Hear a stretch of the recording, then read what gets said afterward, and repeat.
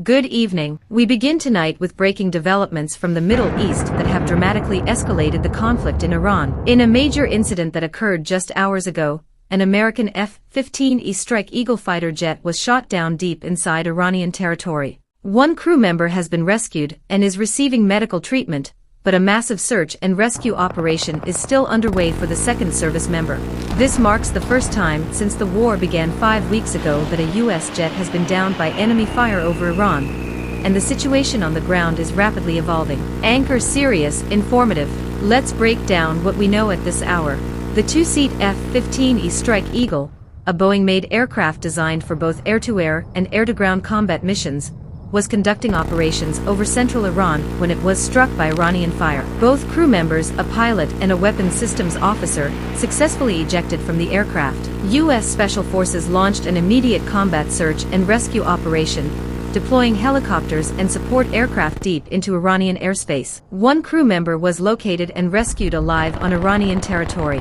However, the second crew member remains missing, and the search continues under extremely dangerous conditions. Pause for emphasis, but the rescue mission itself came under attack. A second U.S. aircraft, an A-10 Thunderbolt, known as the Warthog, was struck by Iranian fire while supporting the search operation. That pilot was forced to eject over the Persian Gulf and was successfully recovered. Iranian state media is reporting that the rescue helicopters also came under small arms fire from locals on the ground, wounding several crew members. One helicopter was seen trailing smoke as it crossed back into Iraqi airspace. Perhaps most concerning, Iranian officials have publicly offered a reward to anyone who captures the missing American service member. State television has broadcast messages urging citizens to hand over any enemy pilot to authorities, and at one point, an on-screen crawl urged people to shoot them if you see them.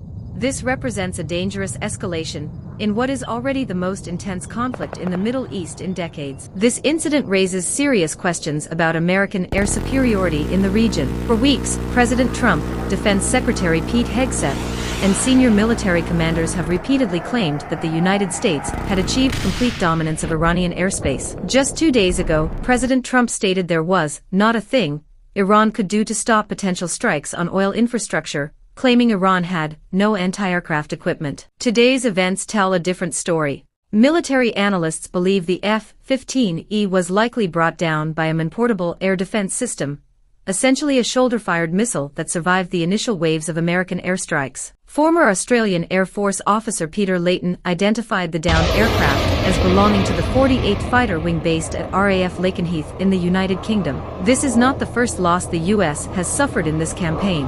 Earlier in the war, 3 F-15 fighter jets were shot down over Kuwait in what the military called a friendly fire incident. Additionally, at least 16 MQ-9 Reaper drones have been lost over Iran since the conflict began. President Trump was briefed on the downing but told NBC News in an interview that the incident would not affect any negotiations with Iran. Israel, meanwhile, has postponed some of its planned strikes to avoid interfering with the American rescue operation, and is providing intelligence support to help locate the missing crew member. Anchor grave tone.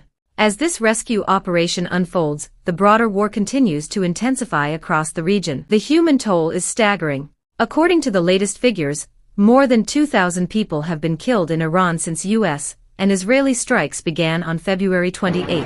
Over 26,000 have been wounded, including at least 4,000 women, and 1,600 children. For American forces, at least 13 service members have been killed in combat, with 2 additional non-combat deaths. More than 200 U.S. troops have been wounded, though military officials say the vast majority have returned to duty. The conflict has also spread far beyond Iran's borders. In Lebanon, where Israel has launched extensive strikes against Hezbollah, at least 1,300 people have been killed. In Israel, 24 people have died from Iranian retaliatory attacks. And across the Persian Gulf states, including the UAE, Bahrain, Kuwait, and Saudi Arabia, dozens more have been killed in Iranian missile and drone strikes. Transition. Just yesterday, President Trump escalated his threats against Tehran, warning that the United States hasn't even started destroying what's left in Iran.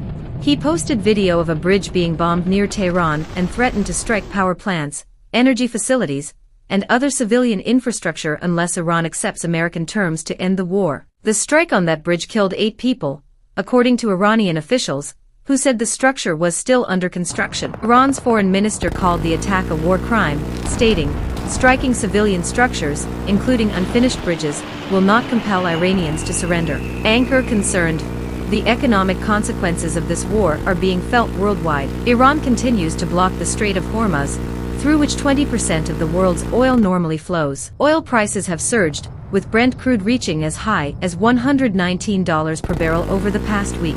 Gas prices in America have jumped to an average of $3.63 per gallon, up 55 cents from this time last year.